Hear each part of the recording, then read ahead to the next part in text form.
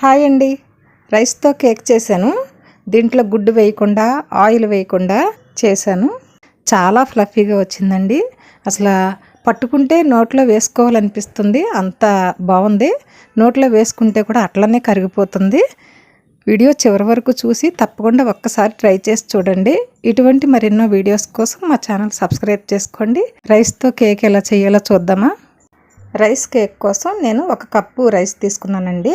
ఇవి నీళ్లు వేసి శుభ్రంగా కడిగి నానబెట్టుకోవాలి 4 గంటల పాటు.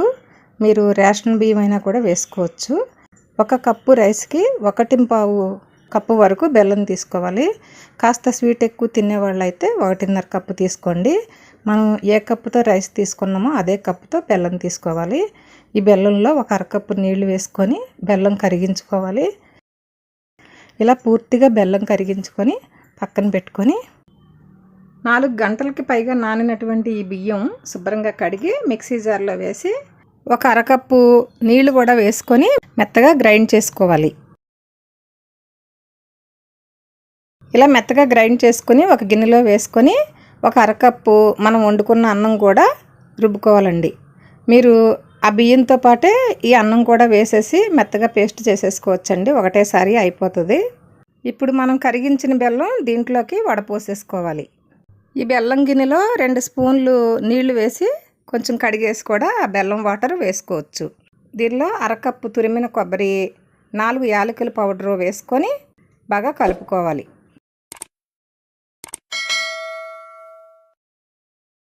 టేస్ట్ పెరగడానికి చిటికెడు సాల్ట్ కూడా వేసుకోవాలి. దీనిలో 1 స్పూను బేకింగ్ పౌడరు, చిటికెడు వంట సోడా కూడా వేసుకొని బాగా కలుపుకోవాలి. చూడండి, అంతా కూడా పూర్తిగా కలిసిపోయినాయి. ఎంత పలచగా ఉందో బ్యాటర్ ఇలా ఉండాలి. ఇప్పుడు పొయ్యి మీద ప్యాన్ పెట్టుకొని 1 టేబుల్ స్పూను నెయ్యి వేసుకొని నెయ్యి బాగా కరిగి హీట్ అయిన తర్వాత ఈ బ్యాటర్ మొత్తం ఒకేసారి వేసేసుకోవాలి. మనం ఈ మిశ్రమం వేసేటప్పుడు గ్యాస్ హై ఫ్లేమ్లో ఉండాలండి. 1 నిమిషం పాటు మంట హైలో ఉంచి తర్వాత ప్యాన్ కింద ఏదైనా వేరే రేకు లాంటిది పెట్టేసి అప్పుడు ఈ ప్యాన్ పెట్టుకొని మూత పెట్టుకొని లో ఫ్లేమ్లో ఉడికించుకోవాలి. 10 నుంచి 15 నిమిషాల్లో కేక్ రెడీ అయిపోతుంది.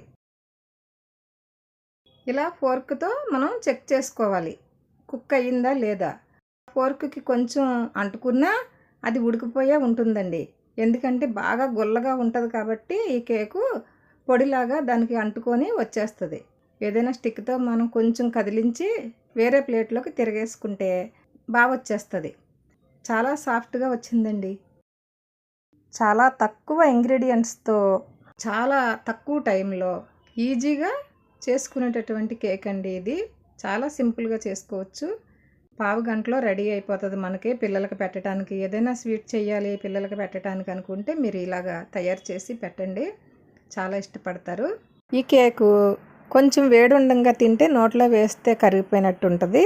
అదే పూర్తిగా చల్లారిన తర్వాత కానీ 1 డే తర్వాత కానీ తింటే తిన్నట్టు ఉంటుందండి.